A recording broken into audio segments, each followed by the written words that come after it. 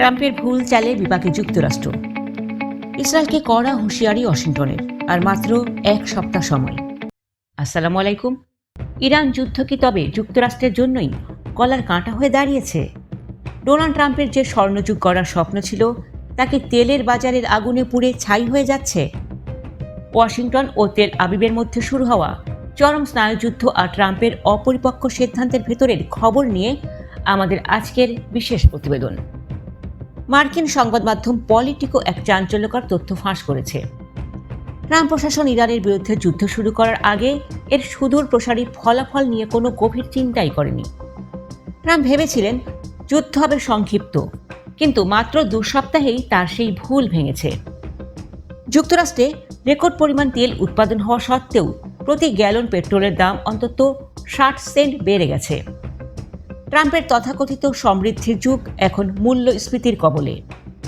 পরিস্থিতি সামাল দিতে না পেরে ট্রাম্প এখন বাধ্য হয়ে কৌশলগত মজুদ থেকে 17 কোটি 20 লাখ ব্যারেল তেল ছাড়ার নির্দেশ দিয়েছেন, যা তার চরম নির্বুদ্ধিতারই প্রমাণ।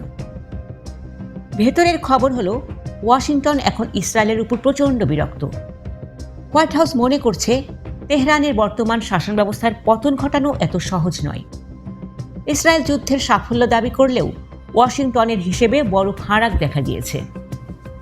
মার্কিন প্রশাসন এখন তেলের দাম এবং বিশ্ববাজার নিয়ে এতটাই উদ্বিগ্ন যে তারা ইসরায়েলকে যুদ্ধ শেষ করার জন্য মাত্র 1 সপ্তাহের সময়সীমা বা ডেডলাইন বেঁধে দিয়েছে।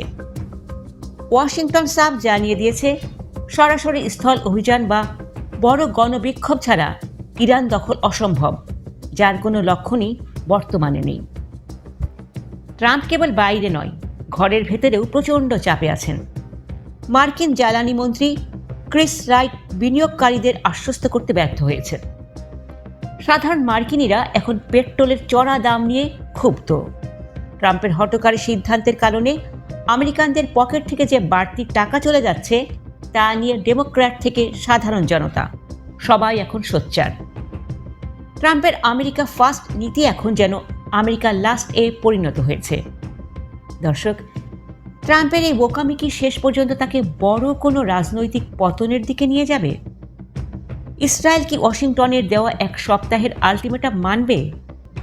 আপনাদের কি মনে হয়, ট্রাম্পের এই অপরিণামদর্শী যুদ্ধ কি খোদ আমেরিকানদের জন্যই কাল হয়ে দাঁড়ালো? কমেন্টে আপনার মূল্যবান মতামত জানান।